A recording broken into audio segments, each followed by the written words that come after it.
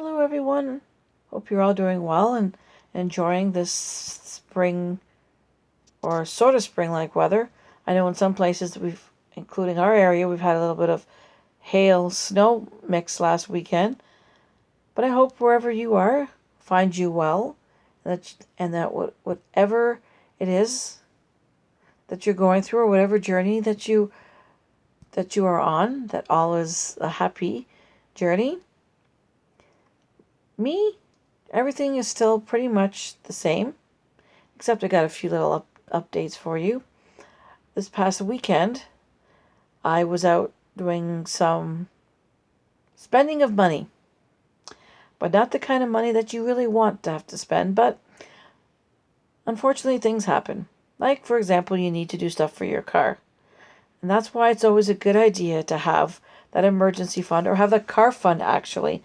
Technically, if you know that you need to get this done, it shouldn't be part of your emergency fund. It should be money you put aside for your car. I needed to change the tires from winter to the spring, summer, fall tires. And what we have the option here with our Canadian Tire is we can store them. And since I don't have space to store them, and it's just too much of a hassle, I pay to have them store it. It's actually, my dad started that, and technically it is his car, and that I am using since he unfortunately can no longer drive. So I have their car and I drive them wherever they need to go and help them with all their shopping needs. So he started that, and I just decided, you know what? It just makes sense. They'll store the tires for the time being until I do some reorganization. Then maybe next year I'll have space to be able to store them. And then I decided, well, the oil needed changing, and the windshield wipers were tearing apart. So all that fun stuff. So I figured I might as well get it all done at once. Bringing the car in anyway, so wham bam, thank you, ma'am. $200 later, done. So it's very important, and I'm going to stress this, that everyone who drives should have a car fund, whether it's for repairs, whether you're saving up to get a new car. Even, might even go as far as having a gas fund, because gas prices are ridiculous. So anytime you have $5-6 left over from whatever, and you can put it towards your gas fund or your car fund, it's a good idea, because these gas prices are getting ridiculous. And on to something more interesting, other than talking about having to save money for car repairs.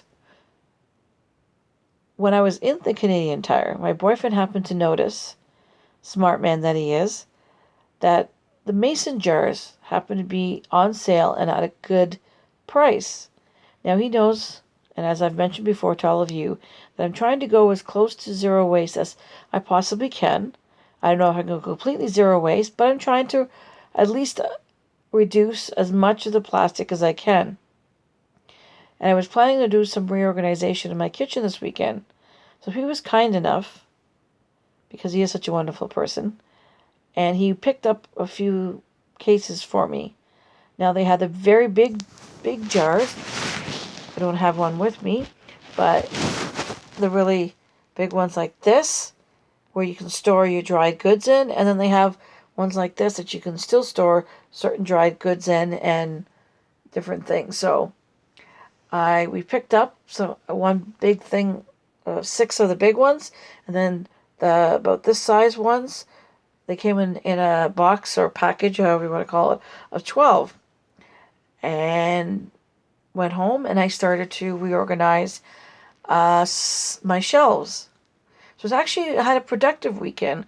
I went through my freezer and organized it and wrote down everything food-wise that I have in my freezer. And then I went into one of my little pantry shelves that I have in the basement, and to see what food I had there.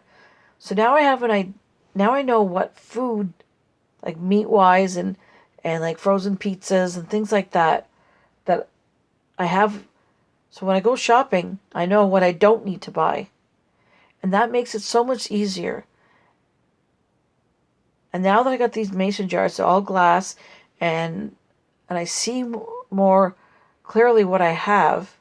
Because sometimes you do it in plastic, but then the plastic's not maybe clear plastic, and then you're not sure if it truly is BPA free and chemical free and all that fun stuff.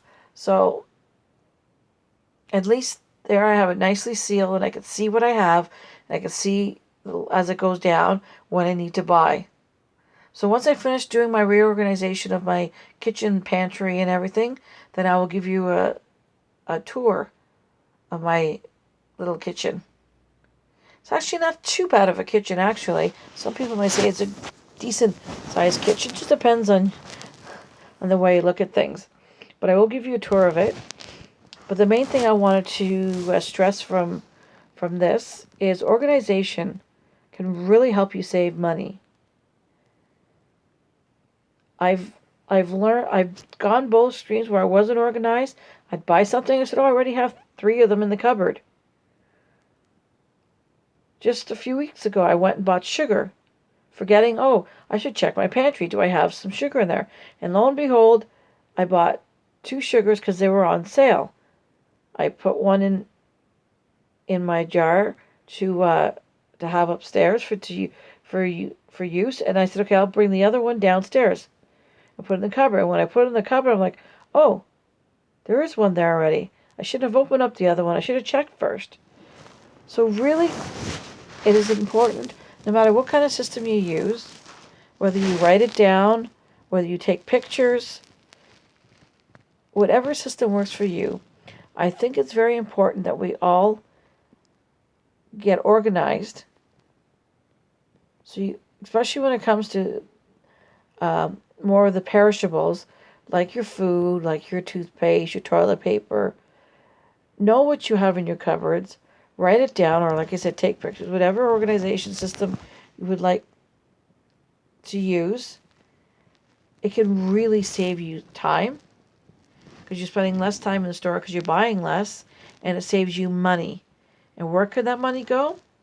Your emergency fund, pay off your debts, your car fund, your house fund, your mortgage, whatever it is that you're trying to save for. Every little bit helps, even if it's $1. I always say it's better $1 in my pocket than in their pocket. So if you wind up saving $2 on your grocery bill because you didn't have to buy that sugar, and you put that $2 towards your debt, that's $2 less of debt than when you had the day before. And that is my goal over the next couple of weeks, 2-3 weeks, is to get more organized in all areas of my life, and then see what I have, what I can sell, what I can maybe not sell but can donate. But anything that I can sell, see how much I can and what I can use that money for. Pay down my debt. Ooh, that would be a good idea. Do I want to put an extra $100 down on my credit card? Of course, who wouldn't? That's $100 less that you owe them than you did before you decided to organize and sell everything you can. So I'm challenging everybody out there. Let's see if we can start a movement of organization. I know it sounds cheesy and silly, but really, it can truly, I feel, save you money if you get truly organized.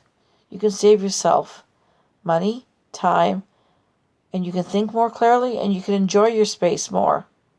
And you won't always want to go out and find something to do because you just don't want to look at the mess at home. You'll want to spend time at home, have family and friends over, and enjoy yourself without having to spend money. That should be your ultimate goal, is spend time with friends and family and have the money to pay off all your bills and be relaxed. Take care, everyone, I'll talk to you soon. Bye bye.